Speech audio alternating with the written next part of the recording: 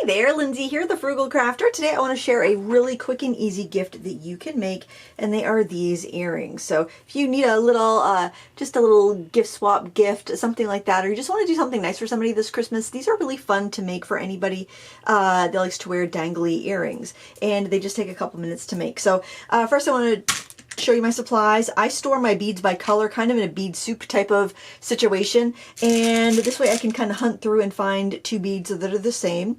And I like this because if you have leftovers from other projects, you usually have like 3 or 4 beads of this or that, which may not be enough for a big project, but it's perfect for earrings. So I've got my green beads here.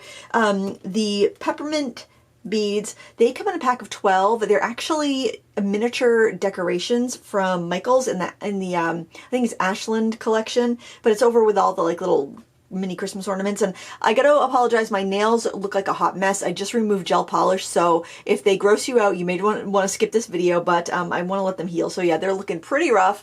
Just just to warn you there, you might, it might be horrifying. So what you're gonna do is you're gonna take 2 of the ornaments. So since you get a pack of 12, you can make 6 pairs of earrings. I've got 1 pair I made in a couple minutes before Thanksgiving, and they're upstairs. So you want to take 2 major beads, 2 base beads. You could also use Christmas balls, whatever type of bead you like. And then you're going to need 2 head pins, and you can do gold or silver. With beads that have a warmer undertone, like these greens have a warmer undertone, I used gold findings. And for the ones that had more of a cool undertone, I used silver findings, but I really don't think it matters. Do whatever your recipient prefers, or you prefer if you're making these for yourself. Because gold and silver, metallics are pretty neutral. You could really do whatever. I'm going to take 2 silver head pins here. These look like kind of like sewing pins, but they're meant for jewelry. And then 2 silver ear wires. They look like little fish hooks. You can find all of this stuff right at your local craft store. You could find all those things at Michael's pretty affordably. And plus you'd be making a batch. So even if you didn't have any beads, you could always pick up like a multi-pack of green beads and do this. Or you could even just, use little silver beads or something. And then I would look through my stash to find some matching beads. And I've made several of these. One of the little beads that I like to add are these tiny little crystals because they add a little bit of sparkle. So why don't we go with 2 of those little crystals? And why don't we do 2 of these little flat ones, because I think those are nice and pretty, and these aren't too light. Now these are glass beads, so they're going to be beautiful and sparkly. These are plastic, so they're going to be lightweight. So you want to think about that with earrings, because you don't want them too heavy or they'll be uncomfortable. These are super comfortable to wear. So what I'm going to do, and I'm just going to scoot this over and zoom in a bit, and hopefully my nails do not traumatize you. You're going to start off by taking a head pin, and you're going to design your bead. I'm going to go with a big bead on the bottom, a medium-sized bead on the bottom, the big center bead, and then the little crystal on top. You could do it the other way. You could do the little crystal on the bottom, the big bead in the middle, and the medium-sized bead on top. Do whatever you like, right? That's what's fun about these. You can string them on several ways, and once you're happy with them, then you can proceed. I'm going to slide that bead on there. And then I'm going to, I'll show you both ways. I think I'm going to like the bigger bead on the bottom, but I'll show you both ways so you can decide what you like better. Sometimes you get a bead that does not want to go, and that's a bummer.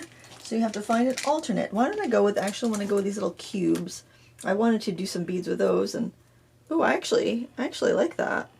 Let's try it the other way and see if the other way looks better. So we got way number 1. And we'll try way number 2 and see if we like that better. I'll show you how to package these up too for gifting. These would also be really cute for a craft fair. I think I like that way better, so let's do that. See, and then just try it out, it only takes a second to try it out and figure out what you want. So just sliding these on. I have no idea how the camera's going to do with focusing here, so I'm doing my best. I don't typically do jewelry tutorials, and I decided to pick a day when my nails looked like absolute hot trash to do them. Okay, so once you got that, you're going to need a pair of pliers. These are my favorite. They're just an inexpensive pair. I think they were by Cousin. I think I got them at Walmart. But any craft store will have these. They're called 3-in-1 pliers because they've got the tiny needle nose ends for shaping your wire. They've got a flat part for flattening your wire, and they've got a little cutter in there. So what you want to do is take your little strung beads here. You're going to grab with the tip of the pliers about 1/8 of an inch above that top bead, and you're going to bend it at a 90-degree angle. Okay, I'll do this twice. Hopefully one of them will be in focus. And then you're going to put it in the cutter area, and you're going to cut it about 1/4 of an inch from the bend. Okay, so that's what you got there.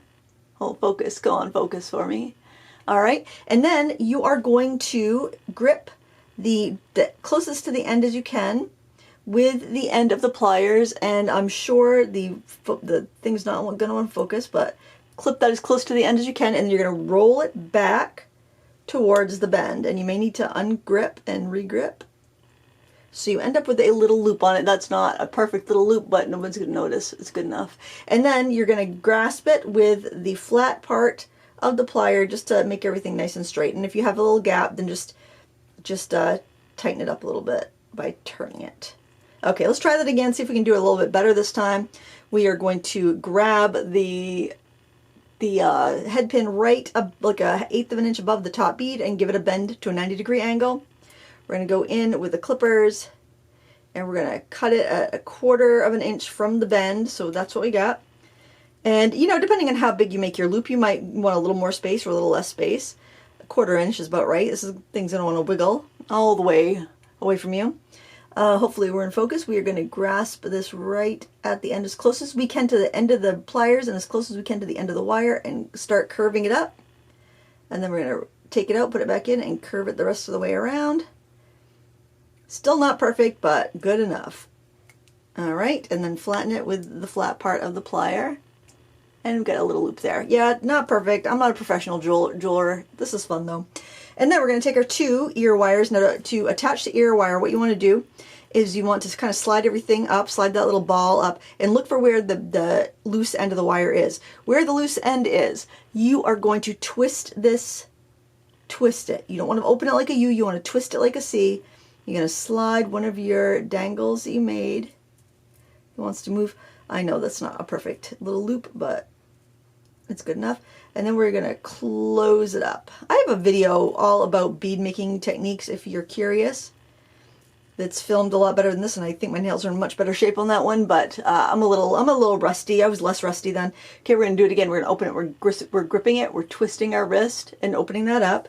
Never open up a jump ring or an ear finding or anything like a U. Never spread the circle out. You always just want to twist it so you can twist it back and you won't have a gap. And then when that little bead kind of comes down, it keeps it all in place. Look how cute that is. Okay, so now for packaging these up, what I am going to do is make myself a little tag. So let's put these together so we can see them. They look so cute. We got 5 pairs because the other pair is in my jewelry box because I made it the other day. So cute. Okay, so to package these up, what I have done, I had a piece of 12 by 12 scrapbook paper that came in a paper pad, and the back side is this pretty kind of like mint, white on mint snowflake pattern, and the other side was tags that you could cut apart. And I have these little cello bags. You don't have to have the bags, but if you're going to give them as a gift or sell them in a craft fair, you'd want a bag just to keep them from getting, from getting lost or getting, all germed up, I guess. And I just trimmed these so they would kind of be the width of the bag. And so what I'm going to do is I'm going to find some that I think would look really cute. This is cute. Dear Santa, I've been really good this year. Let's see if that would fit in the bag. It's just going to fit. I might need to trim it just a smidgen, but maybe not. Let's just trim it down just a smidgen before I do that. So what I'm going to do is actually, I'm going to put the earrings on the back side. So I'm going to choose, I think that would look really good. I'm going to do this for all of them, but you don't need to see all of them. And that looks sweet. Okay, so what I've got is a thumbtack and a squishy pad. You could use any sort of styrofoam you might have left over from packaging. And what I'm going to do is pierce 2 holes at the same level, just about same distance from the side and same level. And then I'm going to just put the earrings through the hole. And then what you're going to see is you'll see this on one side. Oh my gosh, could that be any cuter? And then on the other side, you will see the little tag. So what I would do is then take my little bag, and it's optional, obviously. You could put it in like a paper bag or no bag at all. But if you're doing a craft fair, I would highly recommend you have a little bag like this to keep them clean and from getting lost. And you slide that in like that. I'm doing it like that because it's easier for the earrings to not get all messed up. And there, so look at this. We've got on the back, Dear Santa, I've been good this year. How sweet is that? And on the back side, you can see your beautiful earrings. So that's how I also display my earrings for craft fairs. And then I tack them up on a board usually, but these you could just throw in a basket or something. And you could reach in there and, you know, fiddle with them and straighten them out if that bothers you. But yeah, that's how I want to package them up. That's how you make these earrings. I hope you enjoyed this quick little 10-minute tutorial, and I hope you give it a try. These were like $4 for the 12 beads. Really affordable. But yeah, look at it. Even in dollar stores, look in those little mini ornaments section. Since the part that goes in your ear is not the ornament, it's fine. You know, you can get your hypoallergenic, whatever type of earring findings you want that are meant to go in your ear holes. These beads, it doesn't matter, you know, because they can be plastic, they could be, I mean, obviously I wouldn't, if you're buying something in a store, chances are it's not going to be like dangerous. But yeah, mini ornaments, they're light, they're small, they make beautiful earrings. Thanks so much for watching. Please give me a thumbs up if you enjoyed this tutorial. And until next time, happy crafting. Bye.